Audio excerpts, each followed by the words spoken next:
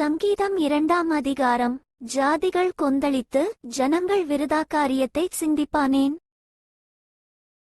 கர்த்தருக்கு விரோதமாகவும் அவர் அபிஷேகம் பண்ணினவருக்கு விரோதமாகவும் பூமியின் ராஜாக்கள் எழும்பி நின்று அதிகாரிகள் ஏகமாய் ஆலோசனை பண்ணி அவர்கள் கட்டுகளை அறுத்து அவர்கள் கயிறுகளை நம்மை விட்டு எறிந்து போடுவோம் என்கிறார்கள்.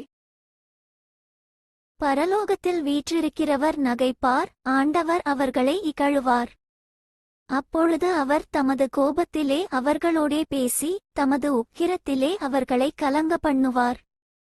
நான் என்னுடைய பரிசுத்த பர்வதமாகிய சீயோன் மீதில் என்னுடைய ராஜாவை அபிஷேகம் பண்ணி வைத்தேன் என்றார்.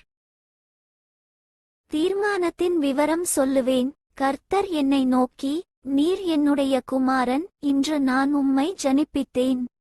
என்னை கேளும், அப்பொழுது ஜாதிகளை உமக்குச் சுதந்தரமாகவும் பூமியின் எல்லைகளை உமக்குச் சொந்தமாகவும் கொடுப்பேன். இருப்புக்கோலால் அவர்களை நொறுக்கி குயக்கலத்தைப் போல் அவர்களை உடைத்துப் போடுவீர் என்று சொன்னார்.